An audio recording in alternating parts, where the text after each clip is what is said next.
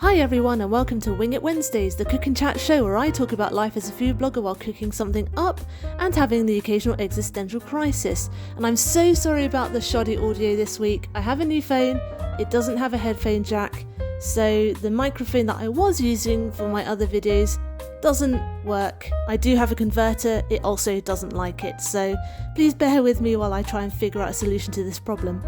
And today I'm talking about how to become a food blogger, well, how I became a food blogger and a reluctant influencer, while turning my favourite breakfast item, pancakes, into a dessert. A specific dessert called Mont Blanc in fact, which is characterised by its luscious topping of sweet chestnut cream. As usual, you can get the full written down recipe on my blog tashcakes.com, but for now you're welcome to join me here and watch how I do it while I chat about how the heck I got into this whole food blogging thing. Just a short caveat for anyone who only knows me on YouTube, I'm not an influencer with a capital I or anything. I have a relatively small but respectable following of just over 10,000 on Instagram, so if you're hoping to hear the wild success story of someone who went from zero to hero overnight, sorry, you're on the wrong video. But if you'd like to hear about someone who's slowly but steadily grown over time and is in it for the long run, you're in luck. My story begins before Instagram on Tashcakes.com, but it actually begins with a breakup story. I started it in 2012 with a broken heart, having just come out of a long-term relationship with a guy who was a very decent chap but only ate about 5 things on repeat in his whole life, which is torture if you're a foodie like me. I couldn't even eat an orange within a few hours of being near him, for heck's sake. So once I got out of the woe is me fog, my brain suddenly went, hang on, I can start making and eating all kinds of foods now. I was already a keen baker before getting together with my ex, and having to make the same things again and again, plain brownies and plain vanilla sponge cake, I was ready to get creative again. Also, on a side note, expensive but underwhelming cupcakes were also becoming all the rage at the time, and I refused to buy into the trend, instead making my own at home.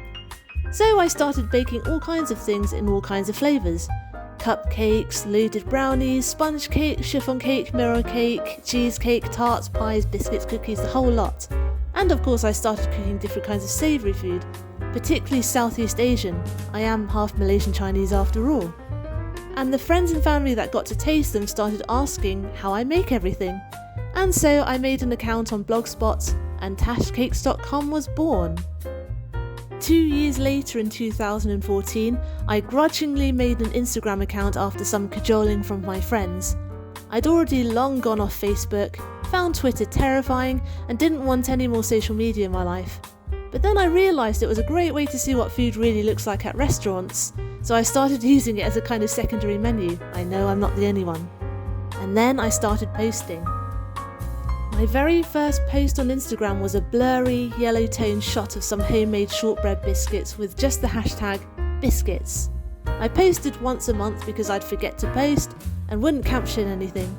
I have to say it took me about 2 good years to get the hang of posting so other people can actually find my posts, learning along the way but not really being motivated to go out of my way to grow. It took me these 2 years to even get to 100 followers. But then, before I knew it, I was posting every single day, and as well as pictures of my home bakes, meals that I'd enjoyed while eating out started to creep in too. I still didn't make any real effort to grow, instead trying to strike a balance between improving my photography or trying to retain my natural look, and balancing interacting with my followers with not living my whole life on Instagram. And then, earlier this year, I somehow had 10,000 followers. It took me 6 years. I'm not going to lie, it was hard. There's nothing particularly special about my blog. Aside from taking nice shots and writing thoughtful, helpful or fun captions, to be successful you need to be constantly engaged with people, look a certain way, focus on a niche or all 3 of these things. I'm none of those things. I can't just dedicate enough time chatting to people on Instagram as much as I'd like to. My face and my body aren't what you might call typical influencer material. Don't get me wrong, I like the way I look. I think it's fine, but I'm not delusional.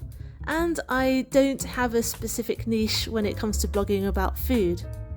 The one thing that's kept me going? Passion. I already mentioned this in my video, The One Thing That Will Grow Your Following, link below. But I'll say it again, loving what you blog about is the single most important thing about blogging. That way, if your blog doesn't gain any speed, you've already won because you're getting value out of it either way. Sorry, I malfunctioned a bit there. And if you do, it is a great bonus. Malfunctioned again. Blog without actually loving what you're blogging about, and you're on a one-way road to burnout town. My growth on Instagram was slow but steady, and still is. I didn't get that sudden boost everyone talks about when I reached 100, 1,000, 5,000 or 10,000 followers. My growth has always gone at a snail's pace. And even though it's getting harder and harder to grow and remain authentic as Instagram constantly changes the goalpost and gradually turns into a shopping platform, I'll still be on there posting pics of my food and uploading silly videos to my stories. Because it's great fun. And the feeling I get when I get 200 likes on a post now is the exact same feeling I got when I got 5 likes on a post when I first started. So I'm not mad either way. Influencer or not, large following or not, I still love making food, eating food and taking pictures of my food. And that's why I keep doing it and will continue to do it.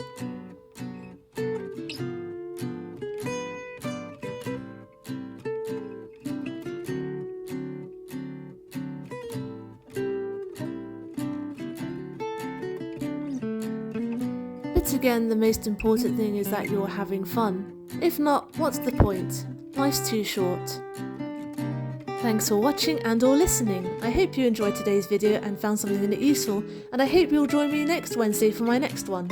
Find the full recipe for this sexy stack of pancakes on Tashcakes.com and find me on Instagram as Tashcakes Tastes. Subscribe and hit the notification bell if you'd like to see more. Comment down below if you'd like me to talk about anything in particular, and I'll see you guys later, hopefully with better audio. Stay safe, be nice, and have a good week.